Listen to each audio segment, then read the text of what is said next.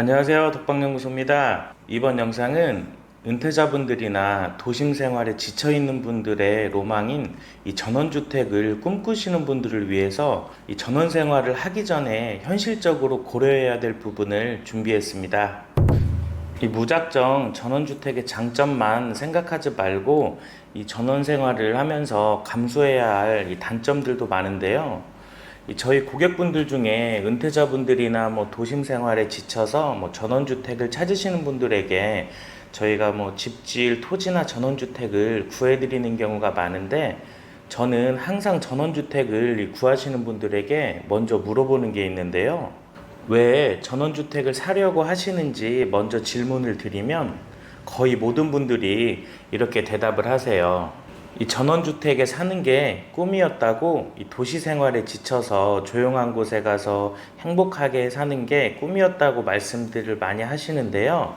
저는 사실 처음부터 이 고객분들에게 전원주택의 단점에 대해서 말씀을 드리는데, 그분들은 이미 전원주택에 대한 확고한 생각을 가지고 오신 분들이라 제가 단점을 얘기해도 전부 괜찮다고 하시면서 이 전원주택을 구입들을 많이 하시는데요.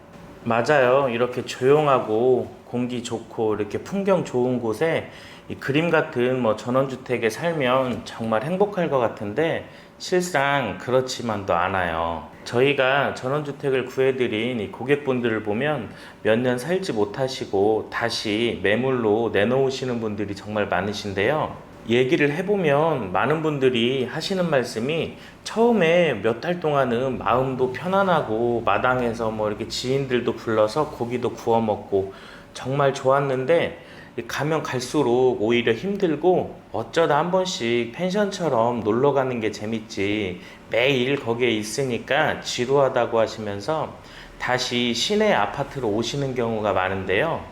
물론 주관적이긴 하지만 보통 이런 내용들 때문에 전원주택에 사는 걸 많이들 포기하세요. 이 전원주택에 사는 걸 포기하는 이유 중에 첫 번째는 바로 이 교통 문제인데요. 보통의 전원주택 적합지는 이 교통이 불편할 수밖에 없어요.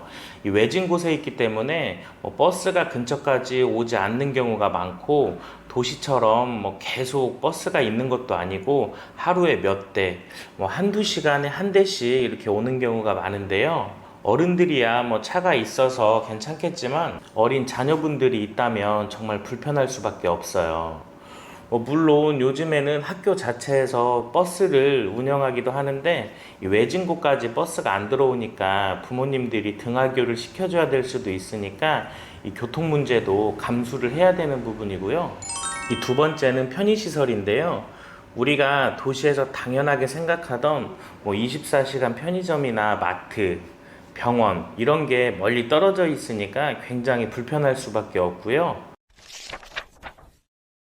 이제 제 친한 지인분이 얼마 전에 시골로 귀농하신 분이 계신데, 이 도시에 살 때는 치킨이나 피자 이런 게 생각이 잘 안 났는데 시골로 가니까 치킨이 그렇게 먹고 싶어서 치킨집에 전화했더니 그 동네는 2마리 이상 시켜야 배달을 해준다고 해서 안 먹었다고 하시는데, 이 치킨 때문에 배달 음식 때문에도 굉장히 불쾌한 일이 생길 수도 있고, 이런 것처럼 단순하지만 불편한 점이 정말 많아요.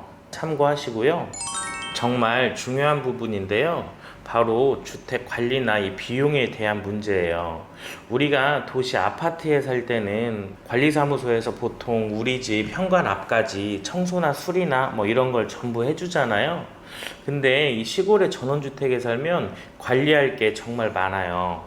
저도 한 번씩 이 지인들 전원주택에 놀러 가 보면 진짜 상상을 못할 정도로 목이나 파리 이런 벌레들이 많은데요. 이 스파이더맨이 사는 게 아니냐고 의심될 정도로 이 거미줄이 많이 생기는데, 이 거미줄 떼는 길다란 빗자루 같은 것도 이제 철물점에서 사서 만드셔야 되고, 뱀도 가끔 나타나고, 지붕 처마밑 쪽에 벌집 같은 것도 생기고, 풀 이런 잡초들이 뽑아도 계속 자라니까 정말 미칠 정도라고 하시는데요.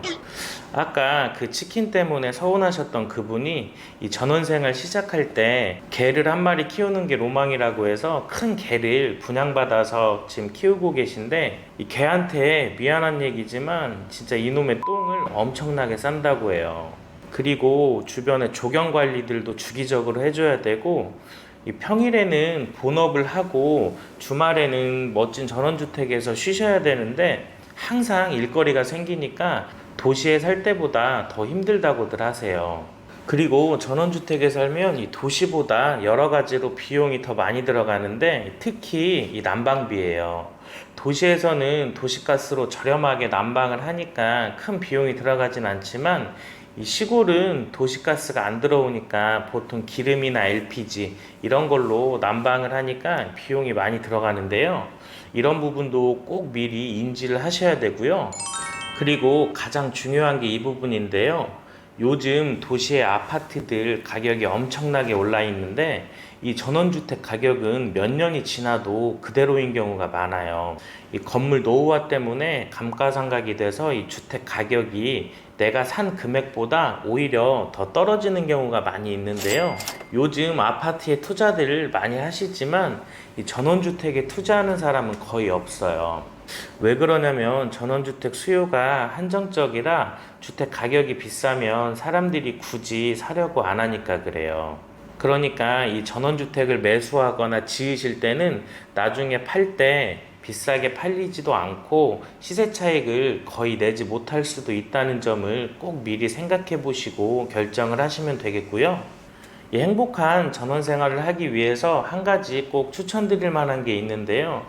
요즘 전원주택도 매매가 잘 안 되니까 전세 물건들이 자주 나오는데 한 1, 2년 정도만 먼저 이 전세로 한번 살아보시고 오늘 말씀드렸던 내용을 몸으로 한번 느껴보신 후에 앞으로 내가 감당하고 잘 할 수 있겠다라고 생각이 들면 그때 전원주택을 매입하셔도 늦지 않으니까 먼저 전세로 한번 살아보시는 걸 추천을 드릴게요.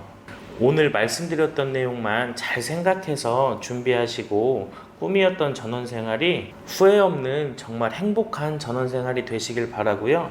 이번 영상도 시청해 주셔서 감사합니다. 다음에 더 알찬 내용으로 찾아뵙겠습니다. 감사합니다.